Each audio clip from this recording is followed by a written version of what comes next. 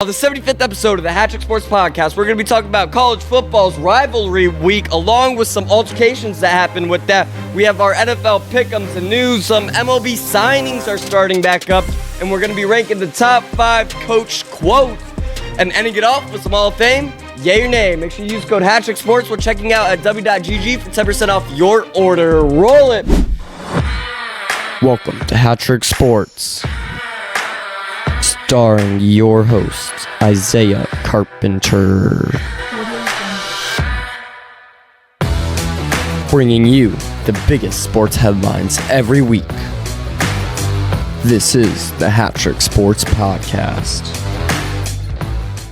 Let's start it off with some NCAA news. We have college football rivalry week just ended, and wow, it was a doozy. There were a lot of good games on. Let me look up the exact scores. 4 games ended in some sort of altercation or fight or whatever you want to call it. The biggest one, obviously, I think everybody knows, is the Michigan-Ohio State pepper spray was used, and that just got pretty nasty pretty quick, not gonna lie. Michigan beat Ohio State. Michigan comes out with their flags and tries to plant it in the middle of the field. Ohio State was like, no, we are not going to let that happen. Sure, you guys haven't beat us in 5 years, but we are not going to let you plant your flag in the middle of our field. So they got into a little bit of a fight, which turned into a bigger fight. You had fans and stuff everywhere. It just was not good. I guess police reports said that the pepper spray was used and that there were people sneaking in. There was a person on a horse or something I saw. There's just a whole bunch of stuff happening at the end of that Michigan-Ohio State game. And I'm not a huge fan of other teams. I know it's rivalry week. I know that some of these were upsets. I know that guys are getting excited. But I'm not a huge fan of teams placing their flags on other teams' fields. I just think that that's kind of disrespectful and not very sportsmanlike. That should be like some sort of unsportsmanlike thing. So that was one of the big fights that happened. There were a total of 4, including 8 teams. And I have a feeling that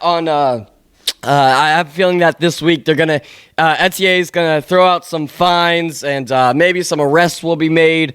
Not towards players. I don't think arrests will be made towards players.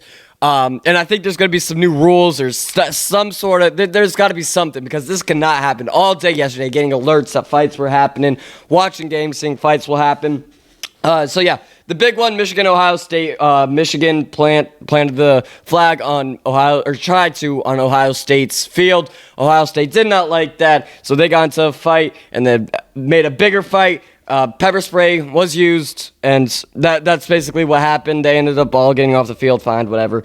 The next one was North Carolina State. NC State was trying to plant their flag on the University of North Carolina's field, and that did not end well, and it does not. It gets into another fight, and there was another fight in North Carolina that happened in rivalry week, and then Arizona State University tried to put their fork thing in Arizona's the field, and that caused another fight. And then Florida tried to plant their flag on FSU's field, and then that caused another fight. So there were a total of 4 fights that I am aware of. Now, there may have been more that I just wasn't paying attention to, but those are 4 that I looked up and I saw, and just madness. So there's got to be a rule. This is unsportsmanlike. We cannot have teams planting their flag on their opponent's field. That's just very petty, unsportsmanlike. Hey, I understand it's rivalry week. I understand we don't like each other. I understand all this. But, to get into these huge fights over this, to plant, there's no reason for these flags to needed to be on this field to prove a point, whatever. It does not end well. It's not good for college football. It's not a good look. When you got to get police involved, that's never a good thing. It's just there's got to be a rule or something that the NCAA puts out this either today or tomorrow that prohibits this kind of stuff and prevents more fights in the future. Because it was just on repeat. It was just fight after fight after fight after fight,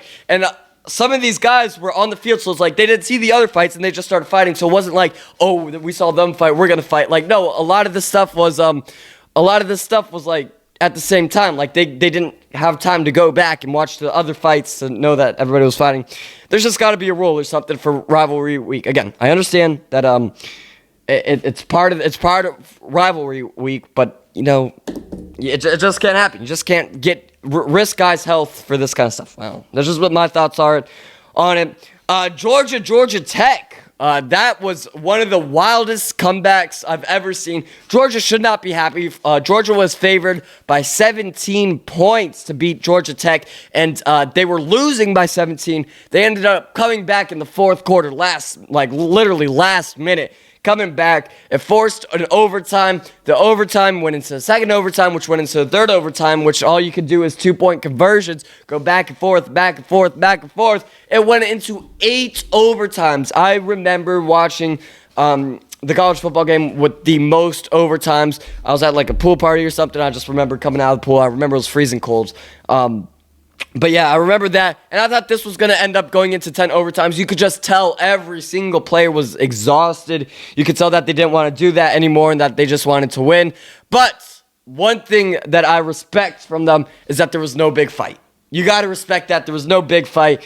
Again, trying to go to bed, it's 11 o'clock, midnight, whatever time it was, and it just goes into 8 overtimes. It's not really what I wanted to see, but it was good to see good football or bad football.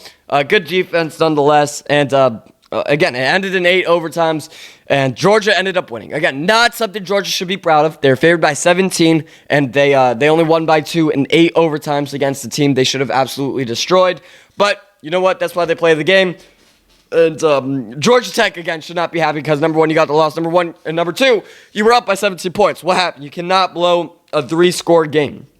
You just cannot let that happen. And nobody can make the 2-point conversions. Again, everybody was tired. Nobody could make the 2 points conversion. Everybody was tired. And yeah, Georgia should not be happy. You were favored by 17, went into 8 OTs. Georgia Tech should not be happy because they were winning by 17 and gave up the lead in 8 overtimes. That is all I have for college football news. We are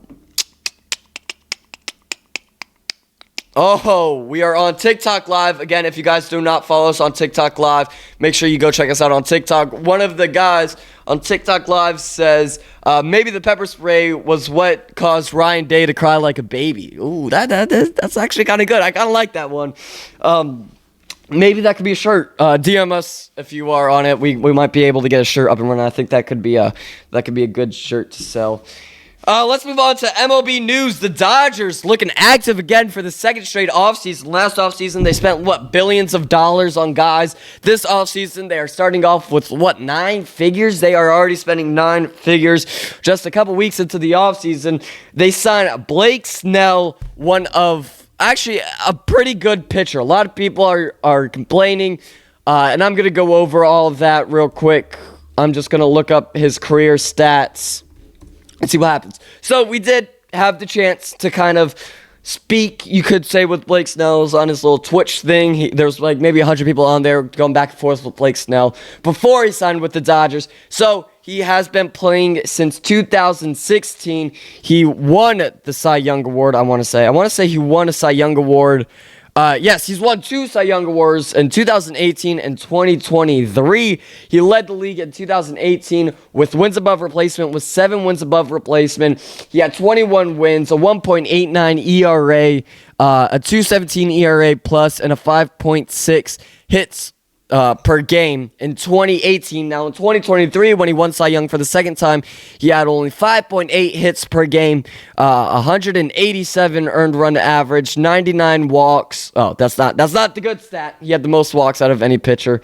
And then he had a 2.25 ERA and a 6.2 wins above replacement. But you got to give it to him. He's had a career. I think the majority of his career, and if he makes it to the And if he makes it into the Hall of Fame, it will most likely be as a Ray, depending on what he does with the Dodgers. And then he spent some time in San Diego, and then he's made his way to the Giants. And now, to finish out the NL West, he was with the Dodgers. He's never going to go to the Rockies or the Diamondbacks, let's just be honest. So the Dodgers signed him for 5 years, $182 million. Holy cow. Most of it is deferred. I believe 62 of it was a signing bonus.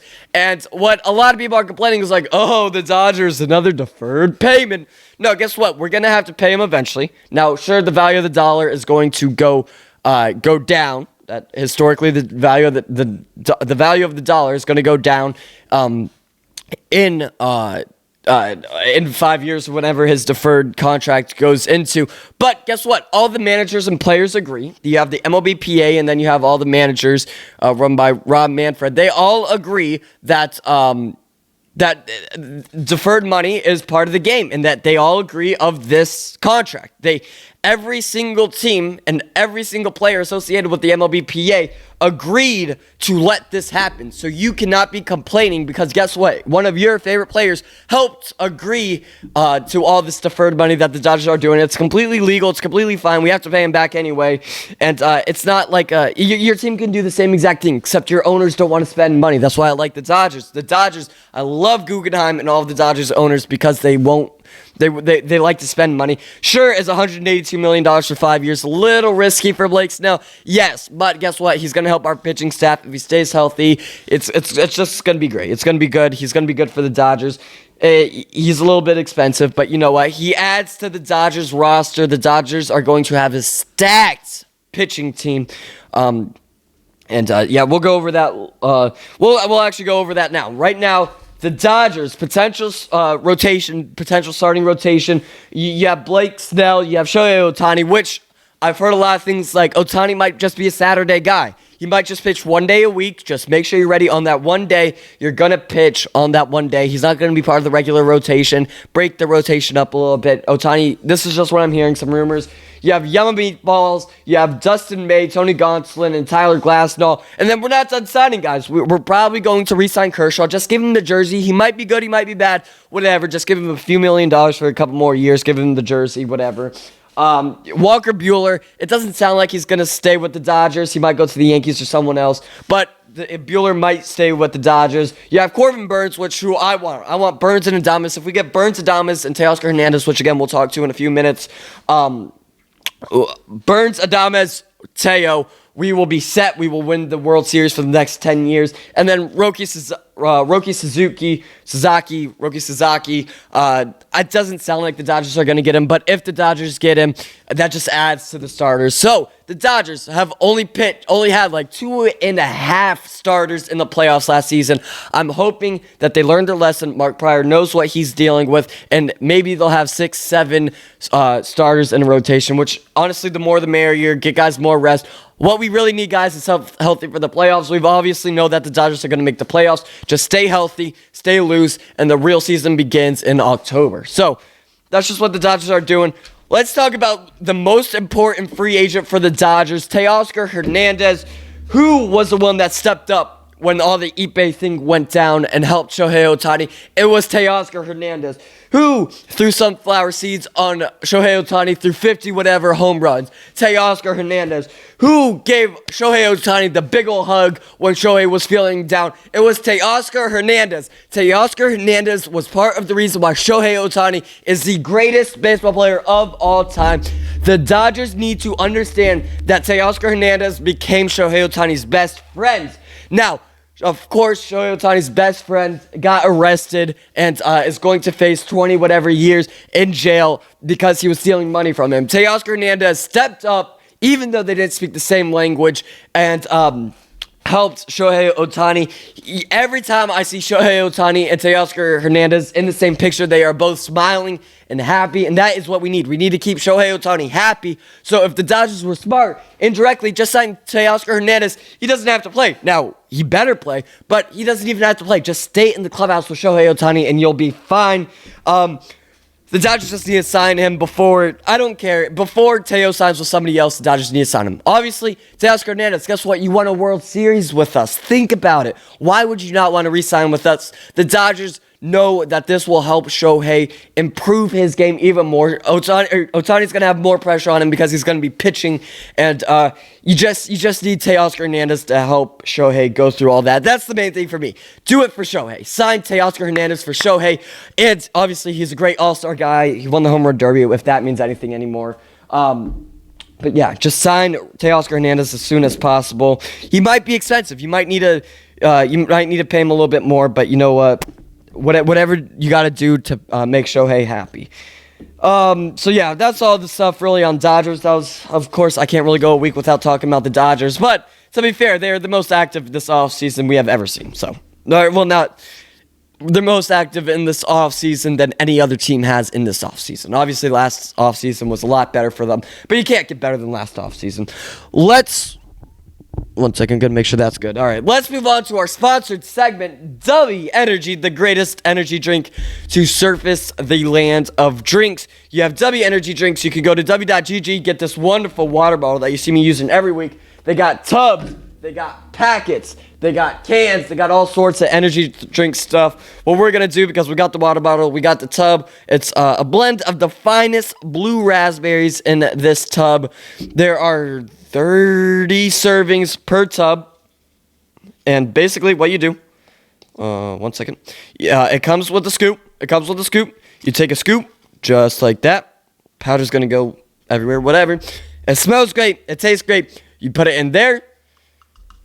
Hey, you worrying about crashing or being jittery or anything like that after drinking energy drinks? You do not have to worry about that with W. It's somewhat healthier than every other energy drink that I've ever tasted or had. And honestly, they're just winners. They love giving you discounts. They gave me a discount of HatTrick Sports when you check out at w.gg for me to give to you, and if you're just dumb if you don't use it. You can get 10% off your entire order, however orders you want. Just use code HatTrick Sports. It helps me, it helps you out more than everybody, and then it helps W out. Obviously, W wants you to buy their stuff. So basically, what you do, you shake it. You have the tub. We're having blue raspberry today. One sip. Everybody knows the rules.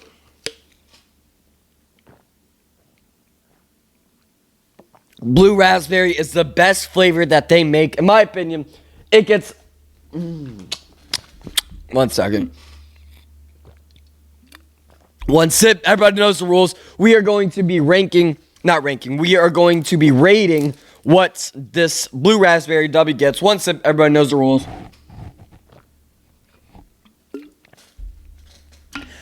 8.9. 8.9. Blue raspberry. One of the greatest flavors ever. And hey, it is very, very hard to get an 8.9. It is a hard skill to go by. But go to w.gg, use code HatTrick Sports for 10% off your order. And hey, again, it helps you out more than anybody. Get it a lot cheaper. By using code HatTrick Sports. All right, on to some NFL news and Pickems. Let's start off with our Pickems layers. All right, so obviously Thanksgiving happened. We made the picks beforehand. I have the proof to show you. I'm in a league. I just used the same picks as I do in the league because why would I go against what I originally thought? So all these picks were made. Sure, we went 4 for 4 or 3 for 3 on Thanksgiving. Woo! But yeah, let's move on.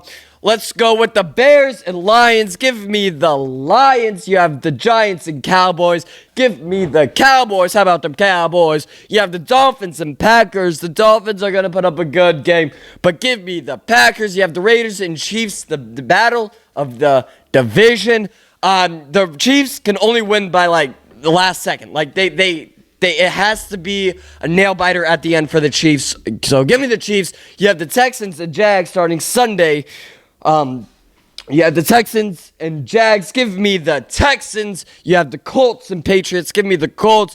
Chargers and Falcons. Give me the Chargers. You have the Seahawks and Jets. It's being played in New York. I hope the Seahawks win, but give me the Jets. You have the Titans and Commanders being played in Washington, D.C.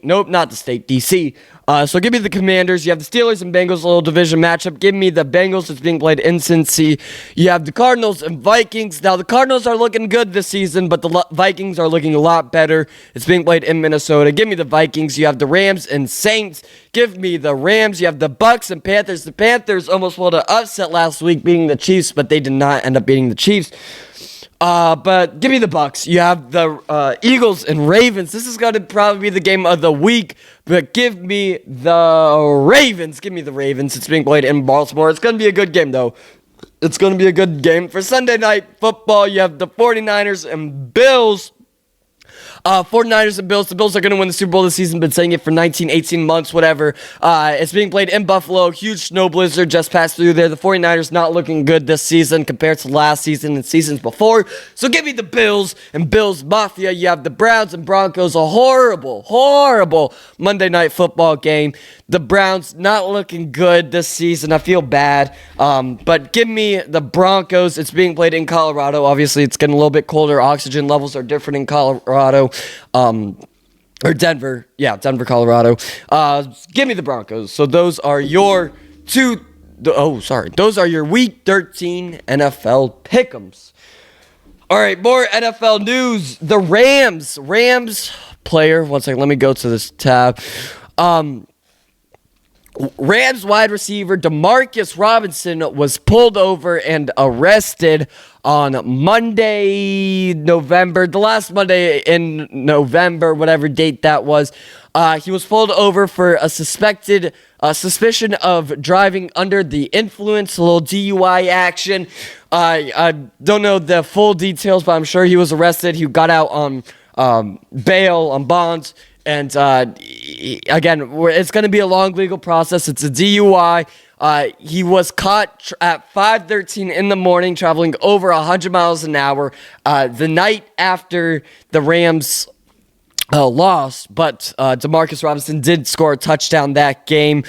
And I'm reading the report. It says he was observed driving more than 100 miles an hour on US 101 northbound. The arrest came hours after he caught a touchdown in the Rams' loss to the Eagles on Sunday night. McVay, this is the main thing. McVay said on Wednesday that the team will let the legal process take place and let the league go through the disciplinary process as well. The Rams are not going to fine him or discipline him or anything like that, which I agree with. I agree with you are innocent until proven guilty. Now, if you're guilty, hey, you're guilty. You're gonna face the consequences, but you are innocent until proven guilty in the US of A. So I say you just let it be. You let the legal process take place, like he said. If he's proven guilty, hey, he's gonna go to jail most likely. Again, I'm not in government or anything like that. Let the legal thing work out. Again, if he's found guilty or there's sufficient evidence or something, then that's when the NFL and the Rams should fine him and suspend him and whatever you got to do. But until then, I like what the Rams are doing. Just stay back. Let the legal process. This has nothing to do with football yet. Sure, your actions off the field affect you on the field, but overall, just let the legal process take place. If he's guilty, again, innocent until proven guilty. If he's guilty, he should, again, be suspended. He probably won't play in the NFL again if he's proven guilty. But you know what? That's your own thing. That's your own thing. Let the NFL do its thing after the legal process takes place. Let's talk about the Bills. The Bills, obviously a huge blizzard. They play Sunday night's football against the 49ers in Buffalo. The Bills Twitter team and all social media team asked for fans to sign up to shovel the field in the stadium before the game. This is quote from the Bills Twitter. Winter is coming in anticipation of upcoming snowfall. We're asking Bills Mafia to register to be a prospective snow shoveler, and there's a link and everything to it. Wanting basically Bills Mafia to sign up for shoveling snow. This happened last year. Last year there was Bills Mafia guys taking their shirts off, getting frostbite, having to cut hands and fingers off because of the frostbite last year. So yeah, I think there's some incentives that come with it. I think they get paid and they get fed and stuff like that. But you know what? It's just interesting. It's one of those small stories that you like to see. And again, it's Bills Mafia. It's going to be sold out. It's going to be packed and everything, especially for a Sunday night football like that. I think that they won't have problems filling seats. Let's move on to top 5 coach quotes of all time. I'm going to call this the fortune cookie of coaches because all of these should be on the fortune cookies. Some coaches have had some great quotes over the season, and we just basically ranked them top 5. So at number 5, you have Bill Belichick's simple, do your job. Just do your job. Bill Belichick was obviously one of the greatest coaches of all time, and I guess that's his most iconic quote, just do your job. At number 4, you have Pat Summitt. He did some college women's basketball. He said, discipline helps you finish a job, and finishing is what separates excellent work from average work. Again, Does that really make sense when you first understand? No, but when you read it on a fortune cookie, you feel like an absolute genie. At number 3, podium, John Wooden, college basketball. Again, success is never final, failure is never fatal. It's courage that counts. Again, tell me a little Chinese dude didn't write that in a Chinese cookie factory 10 years ago. Just tell me that didn't happen. At number 2, you have Herb Brooks. He did some Olympic hockey. This is good for a few reasons. He delivered this. He said, great moments are born for great opportunity. He said this to the U.S. hockey team before their upset against the Soviet Union in 1980 Winter Olympics, and they ended up winning that. The U.S. ended up winning that. And then number 1, Vince Lombardi. The reason why the Super Bowl trophy is named the Lombardi Trophy is after Vince Lombardi, one of the greatest coaches in the NFL. He says, winning isn't everything, it's the only thing. The only thing he cared about is winning, and he just had, it's Vince Lombardi. Everybody knows who he is from the Super Bowl and stuff like that. He said that in the 60s, I believe. How old is Vince? Is he dead? We are going to look up Vince Lombardi's age. He is 57 years old. Oh, yeah, he's long gone. He's long gone. So yeah, those are your top 5 coach quotes. Let's move on to my favorite segment, Hall of Fame, yay or nay. All right, Hall of Fame, yay or nay. We are doing Brandon Crawford. Career just ended. Obviously not a huge fan of him because of everything that has, because of the team that he was on. He was obviously a big guy for the Giants forever. He played 12 seasons with the Giants. He played his last season he played with the Cardinals. He was an absolute nobody. He was a negative 0.4 wins above replacement. He was absolutely horrible with a horrible team, with a horrible franchise. The Giants, him and the Giants just are a poverty franchise, if we're being honest. But let's look at his career stats. 5,600 at-bats, over 1,400 hits, 147 home runs, a career batting average of 249. It's just not a Hall of Fame guy. He had a good career. He had a long, lengthy career. A guy can't ask for much more in a career, but he's just not in the Hall of Fame. A 249 batting average really kills it. What awards did he win? He was 4-time Gold Glove, 3-time All-Star. Again, if you're playing for, 12 seasons, you're only in the All-Star 3 times. You're just not going to be in the Hall of Fame. He won 2 World Series, you could say. Silver Slugger. It's just a nay. It's a nay. So, it's a nay for Brandon Crawford in the MLB HatTrick Sports Hall of Fame. And I think that is it. Thank you guys for watching the 75th episode of the HatTrick Sports Podcast. Make sure you go to w.gg, use code HatTrick Sports for 10% off your order. Shop HatTrick Sports is being renovated right now. We're completely redoing the website. It's going to be bigger than ever. But if you need merch, just hit us up, DMs, emails. And you can watch this anywhere you listen to podcasts, including YouTube for all the visuals. Make sure you follow us on TikTok, Instagram, YouTube, Twitter, all that good stuff. And we will see you guys next week for episode 76.